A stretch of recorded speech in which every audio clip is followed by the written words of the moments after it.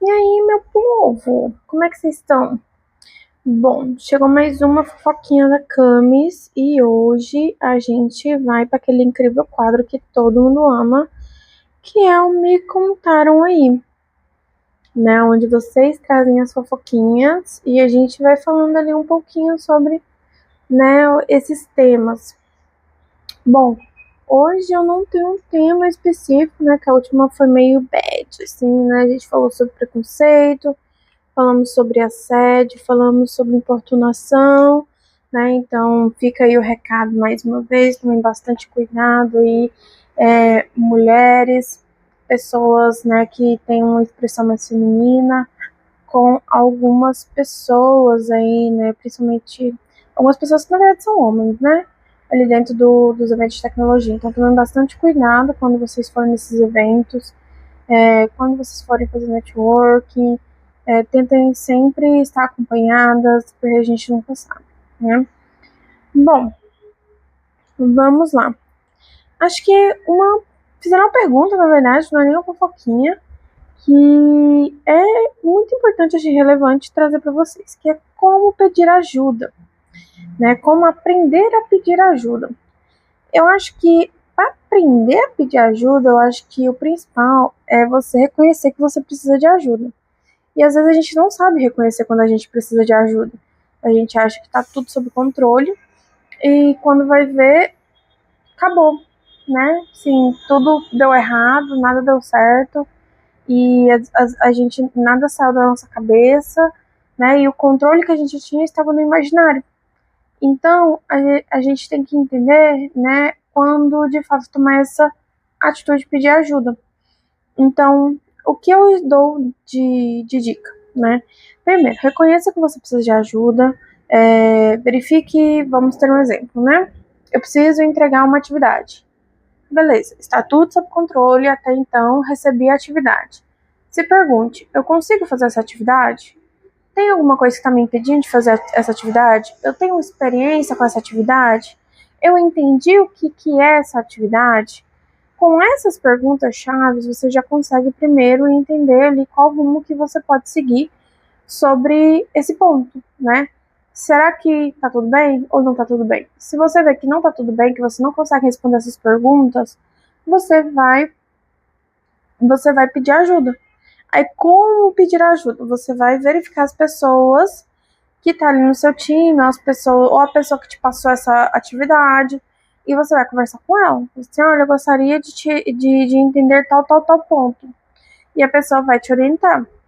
Agora, se é algo mais técnico, eu aconselho você primeiro entender o que de fato é para ser feito com essa pessoa que passou a atividade para você e procurar formas de resolver aquilo, né? Seja com inteligência artificial, seja no Google, no Stack Overflow, né? Ali, independente de qual seja o meio, você correr atrás no YouTube, né? Tem vários vídeos no YouTube explicando vários tipos de coisa. É você correr atrás para você saber fazer aquilo. Se você já tem experiência, só que você ainda está com dúvida de como começar, tenta definir o fluxo dessa atividade. O que eu tenho que fazer primeiro? O que depende de algo? Qual que é a ordem que vai estar seguindo aqui? Então, a partir disso, você começa a entender como seguir. Se você tiver qualquer bloqueio no meio do caminho, aí é onde você, né, levanta a bandeira novamente e fala, gente, estou com tal dúvida. Alguém pode me ajudar?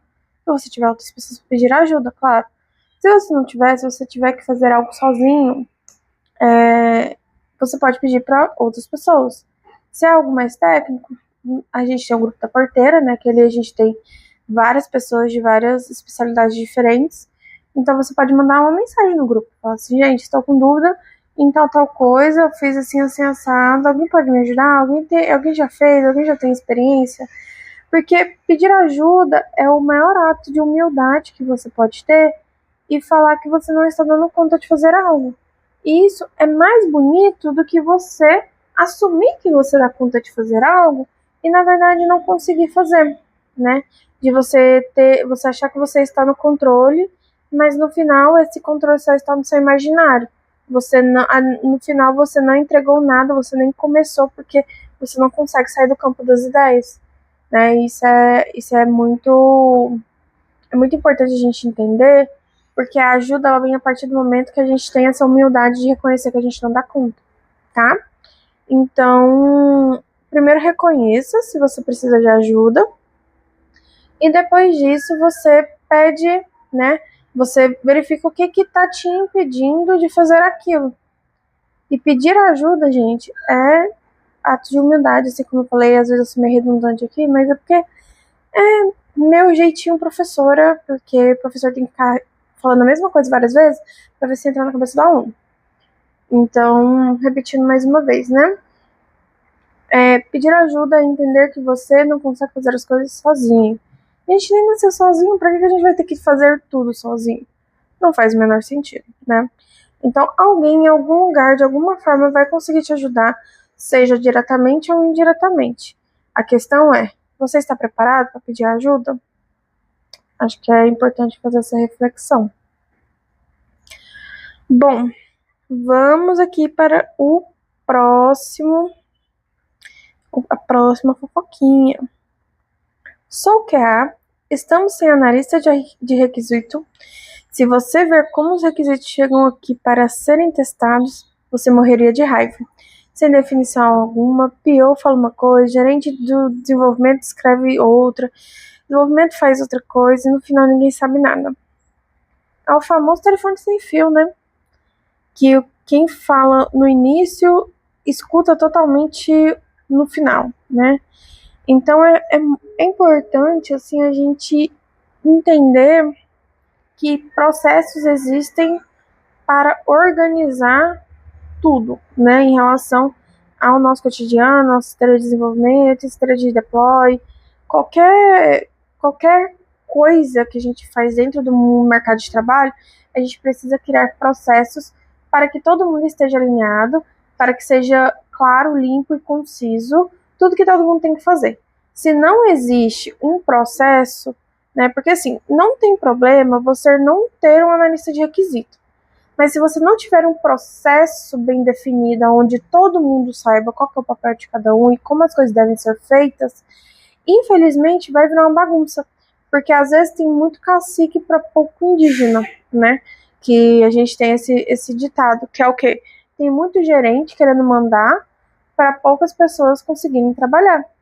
Então, no final não adianta nada se você tem várias pessoas num palpite, várias pessoas achando que está fazendo certo, várias pessoas que acham que aquela é a atividade a ser feita, se não há alinhamento com o negócio, se não há alinhamento entre a própria equipe, então tudo está fadado realmente ali a desandar e assim, vocês nunca vão conseguir fazer exatamente o que a gente quer, né? O produto vai ser feito de forma errada, né? Então seria interessante se tivesse um processo bem definido ali para essa engenharia de requisitos, né? Para essa licitação de requisitos. Porque se nem o PO está conseguindo falar uma coisa, o desenvolvimento fala outra, e testes fala outra, aí não dá, né? É importante a gente tá revendo aí. Bom, em tempos de Codex, Claude ou Cloud, né? Eu nunca sei falar essa IA aí, essa segunda versão essa outra versão de chat, cursor e etc, soft skills, politicagem e vendas a rei. Só que aí, pessoa querida que mandou, eu lhe pergunto, será que todo mundo tem soft skills? Será que todo mundo tem politicagem? Será que todo mundo sabe se vender? Ou sabe vender produto? Isso é uma pergunta muito interessante, sabe por quê? Porque quando eu particularmente, né? Vou fazer ali a palestra do Manual de Sobrevivência ao Mundo Corporativo. Eu falo justamente sobre dois desses pontos, né? Que é soft skill e politicagem. E dá para perceber que as pessoas, por mais que eu esteja falando óbvio, todas elas ficam muito impressionadas, né? Surpresas sobre a quantidade de itens que eu falo nessa palestra. E então, por mais que quem tenha tudo isso é rei, não é todo mundo que é rei, porque isso não é comum hoje. Então, são poucas as pessoas que sabem utilizar essas ferramentas de forma assertiva, e principalmente um ponto muito importante que eu já falei aqui, e torno a falar novamente, é que não adianta você utilizar a inteligência artificial para fazer produto se você não é um bom programador para poder entender e analisar o código da inteligência artificial e saber suas falhas. Então, mesmo que você tenha soft skill, politicagem e vendas, se você não sabe analisar o que você está entregando, você vai vender um produto fraudado, né? Às vezes fraudado não é o nome correto, mas você vai vender um produto que possivelmente dará erro. Um produto que possivelmente não resolverá todos os itens ou todas as dores do cliente. Então é importante que trazer o outro lado. Será que realmente somente soft skill, politicagem e vendas é o suficiente? Sendo que muita gente não tem soft skill, muita gente não tem politicagem, e mais ainda, muita gente não sabe se vender. Então a gente tem que dar essa refletida aí. Bom, vamos aqui para outro. Esse aqui é polêmico, ó. Eventos de tecnologia que reclamam de rotatividade, mas não se dão o trabalho em atrair pessoas novas ou que estão entrando na área. Gente, babado isso aqui, hein? Não sei quem mandou, mas eu consigo entender essa indignação. Porque assim, gente, não adianta a gente... Eu entendo que alguns produtores de evento, alguns organizadores de evento querem trazer as mesmas pessoas porque o público já está acostumado, o público já tem um carinho, né? O público já acompanha, alguma coisa nesse sentido. Só que se você não der oportunidade para outras pessoas crescerem, se você não der oportunidade para outras vozes falarem, o seu evento ele vai ser sempre a mesma coisa, com as mesmas pessoas, não vai ter riqueza, não vai ter uma troca ali de conhecimento entre as pessoas, e você não vai trazer visões diferentes, você vai trazer uma visão limitada daquilo que vocês estão acostumados, entendeu?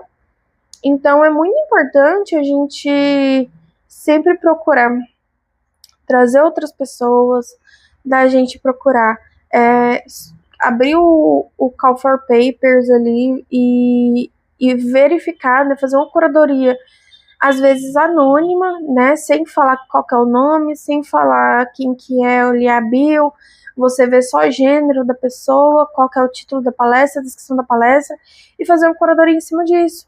Né? Se tiver outros dados demográficos, por exemplo, a questão de como a pessoa se identifica de cor, questão também de grupos minorizados, é legal para você ter uma curadoria onde você tenha mais diversidade. Mas aí você tira o nome da pessoa, tira a bio da pessoa e verifica pelo conteúdo. Que conteúdo que é interessante? Que conteúdo é legal a gente trazer para o nosso evento? Né? Então, eu não sei quem está, né, reclamando de rotatividade, mas é exatamente isso. A gente atrai vários públicos diferentes quando a gente traz pessoas diferentes. E a gente nunca sabe quando aquela pessoa que está vindo palestrar vai trazer muita gente. Né? A gente não sabe a extensão daquela carreira. Então, deem chance para as pessoas, né? Tragam pessoas diferentes, tragam pessoas que estão começando, aproveitem os meetups para trazer quem está começando, quem ainda não tem experiência, incentive outras pessoas a palestrarem. Se vocês têm comunidades específicas, comunidades que são de ferramentas, linguagens específicas ali da área de tecnologia, incentive a galera a falar coisas tipo, qual foi a sua maior dificuldade quando você começou? Você está fazendo transição? Dentro da transição, quais foram as principais diferenças? Como que foi sua história? Dentro desse cenário, como que você fez para resolver? Então, trazer coisas diferentes, trazer visões diferentes às vezes com as mesmas aplicações, às vezes fazer um painel, trazendo pessoas, né, assim, iniciante, né, o júnior, sênior e um pleno para poder discutir uma situação, sabe? Isso vai trazer mais riqueza para o seu evento, isso vai trazer mais riqueza, né, principalmente trazendo mais mulheres, pessoas trans, pessoas indígenas, pessoas negras, essas pessoas que são de grupos minorizados, gente, infelizmente, ainda existe muito machismo, ainda existe muito preconceito, mesmo na área de tecnologia. Vocês vêm falar que, assim, se alguém vier falar que não, é mentira, tá? Porque eu presencio isso. Eu escuto as pessoas falando sobre isso, né? E se você vai olhar nos eventos de tecnologia, se você for ver, né, quem são os palestrantes, você também consegue ver isso claramente, tá? Não precisa de muito segredo, não. Então, acho que é muita hipocrisia você virar e falar assim que não existe isso, tá? Existe sim. E principalmente machismo. Então, tem que dar a oportunidade para as outras pessoas, para elas poderem mostrar o trabalho delas, né? Você, às vezes, está impedindo uma estrela de brilhar, né? Você está impedindo ali o potencial de uma pessoa, porque você quer trazer somente seus amiguinhos, tá? Então, isso aí é importante você levar em consideração. Bom, teve um outro aqui, gente, assim, de, é um momento muito, assim, é complicado esse aqui, hein? Mas tudo bem, vamos lá. Sem enrolação, tá? Por favor. No meu último estágio, proibiram todos os estagiários de utilizar o banheiro para fazer o número 2. Eu havia acabado de chegar na empresa, eu e mais 3 fomos contratados para áreas distintas. Eita, quase que não sai. Passado mais ou menos 2 semanas, percebi que era furada quando nos reuniram e disseram que estava estritamente proibido a utilização do banheiro para o número 2, que deveríamos atravessar a rua e fazer no banheiro do shopping. Ou seja, galera, vocês estão vendo, né? Além da vida difícil do estagiário, você não podia utilizar o banheiro da empresa, você tinha que ir no shopping para fazer suas necessidades. Toda vez que alguém pegava a tag do banheiro, a gente sabia que era para isso. A maior humilhação, ou seja, todo mundo tá sabendo que você tá indo no banheiro. Fazer o número 2. Várias vezes eu precisava de um descanso e pegava para ficar passeando no shopping. Aí a pessoa utilizou, né, ali do limão e fez a sua própria limonada. Então, é muito chato isso, gente. Isso, inclusive, é proibido, tá? Você impedir que a pessoa faça suas necessidades, que ela beba água, que não tenha refeitório na empresa. Essas questões aí é tudo crime, tá? Crime trabalhista. Então, é realmente uma furada. Infelizmente, também, a gente não pode impedir que essas empresas existam, porque mesmo que uma seja fechada, uma outra vai ser aberta no mesmo dia, no mesmo horário, e elas se aproveitam das pessoas para poder começar, né, e principalmente fazer renda. Só que, infelizmente, né, algumas pessoas têm que passar por isso. Eu já vi estágio onde você não paga nada, tipo assim, não é que você não paga nada, você não recebe nada, você trabalha de graça, você ainda tinha que pagar seu vale alimentação, ou pagar seu vale transporte e levar sua comida. Eu já vi vários estágios de várias formas diferentes. E daí o estágio é 100% bom, tá? Todo estágio tem suas considerações. Eu já tive uma fofoca minha, onde eu já tive um estágio onde eu não podia passar de certo ponto na programação, porque não deixavam. E isso impediu parte do meu desenvolvimento, mas, assim, tinha várias pessoas da equipe que incentivavam eu ir além, só que o gestor da época me cortava. E aí falava que não era para eu mexer com back-end, porque na época eu fazia só front-end, né? A minha especialidade é front-end. Mas nessa época que eu era estagiária, eles não deixavam eu trabalhar com back-end, a não ser que era uma coisa assim mais pontual. Não sei por que até hoje, mas eu lembro que o gestor ele barrava. Aí, enfim, né? Cada empresa trabalha de uma forma. Mas tem coisa assim que, gente, pelo amor de Deus, não poder ir no banheiro. Pelo amor de Deus. Nem que, sei lá, você tem que riscar um fósforo pra poder ajudar no cheiro ali. Comprar um fricô lá, fricol, não sei nem como é que fala o nome desse negocinho. Mas pra, né, ajudar ali com a questão do cheiro, que talvez tenha sido isso o problema, né? Não sei. Bom, vamos ver aqui. Eu acho que tem só mais um que eu vou ler hoje, que é esse aqui, ó. Canivete suíço é um câncer. O cara mexe em servidores, parte elétrica, ar-condicionado, portão eletrônico, um sonho para o dono da empresa que está economizando com mão de obra. Mas é péssimo para a comunidade. O cara não é especializado, aceita demanda por valores abaixo do mercado, entrega qualquer coisa. E o pior ainda é que é bem visto. Nessas horas eu penso em desistir da área de tecnologia. Então, aí eu acho que aqui você estava um pouco, né, ali chateado, frustrado. Porque isso meio que combina com aquela outra fofoca, né, outro comentário, que é a pessoa que se vende. Então, essa pessoa, ela conseguiu se vender. Ela conseguiu chegar lá de certa forma porque ela estava entregando o trabalho dela. Por mais que era canivete suíço, quem come de tudo não passa fome. Nesse caso, ele fez jus, né? Se ele consegue resolver tudo e mesmo que ele pague mais, que ele cobre mais barato, ele ainda tá ganhando, né? E às vezes a gente é especialista, a gente cobraria mais, porém às vezes a gente não consegue arrumar emprego de uma hora para outra. Então, assim, eu acho que a gente tem que refletir no sentido que por que isso tá te incomodando, né? Por que isso é ruim para a comunidade? Porque, assim, não é toda empresa que vai aceitar ter vários cargos, que vai ter vários especialistas de várias áreas diferentes.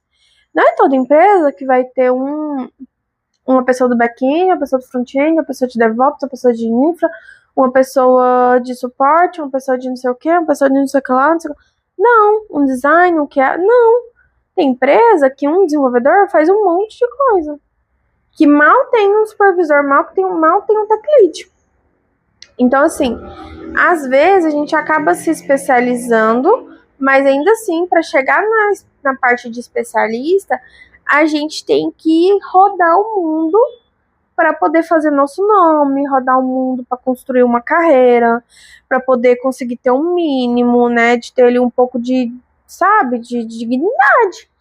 Então, assim, por que é ruim para a comunidade, né? Aí eu preciso entender ali, né, que eu acho que foca meio faltou informação. Informação, que eu tenho questionamentos. Então, por que isso tá te incomodando tanto? Por que isso poderia te fazer desistir da área? Porque tá barateando o preço da mão de obra? Aí, cara, o seu preço é você quem faz. E você que aceita se outra pessoa está te oferecendo um valor e você tem que verificar se está abaixo do mercado, se está dentro do que você quer, se não está. Porque tudo é um acordo entre você e a empresa. Então, quais são os acordos que você está fazendo? Como que você está ali na sua carreira? Não é todo mundo que vai ser especialista em tudo. Um monte de gente, principalmente em cidades que não tem polos industriais, né, polos de tecnologia, que são assim. Muita gente do interior, então, até mesmo em Goiânia, a gente tem empresas que são menores, onde a pessoa tem que fazer de tudo, né? A pessoa ela aprende a fazer de tudo porque a necessidade faz isso pular. Então, qual que é a sua necessidade? O que está acontecendo para você ficar nesse ponto? Eu fico feliz quando a empresa é bem estruturada a ponto da gente ter vários especialistas para várias coisas diferentes. Mas quando a empresa não é, ou a pessoa é PJ e a pessoa está oferecendo o serviço dela, é oferta e demanda. Aí é onde você tem que entender onde você está falhando, né? Que quem tá se atualizando, quem tá correndo atrás, fazendo conexão, indo em evento, não tá passando fome, não tá sem emprego. Então, dá uma revisitada ali sobre essa questão. Se você tiver mais informações sobre essa fofoca, você quiser discutir mais sobre em relação a isso, traz para mim, coloca aqui no formulário novamente. Porque às vezes a gente precisa entender. Ou então, do outro lado, será que é sobrecarga? Tá falando que a pessoa que é canivete suíço, ela é sobrecarregada e aí faz com que as outras pessoas também sejam sobrecarregadas? Aí a cultura da empresa. Então, são muitos pontos ali que ficaram faltando que eu gostaria de entender mais sobre o seu lado. E não quer dizer que que isso aqui é uma discussão de certo ou errado, tá? São pontos de vista. Então, a gente precisa entender o que você quis dizer para poder discutir. Então, na minha visão, eu trouxe esse ponto de que existem vários perfis de profissionais em vários lugares diferentes, modalidades diferentes, empresas diferentes. Então, se você tiver mais informações sobre essa fofoca, pode trazer, que a gente fala mais sobre. Bom, gente, esse é mais um fofoquinha da Camis. Hoje a gente trouxe várias histórias, algumas boas, algumas ruins, outras muito ruins. Eu acho que não teve nenhuma boa, na verdade. Mas, enfim, a gente aqui fica, né, a gente faz o nosso melhor. Se você tiver fofoquinha, você pode trazer, tá? Tem um formulário nas minhas redes sociais. Pode ir lá, Camis Moreira. Comente se você tiver qualquer ponto aqui em relação a essas fofocas. E se precisar de qualquer coisa, me mande uma DM que eu tenho prazer em conversar, tá bom? Até mais, galera. Tchau, tchau.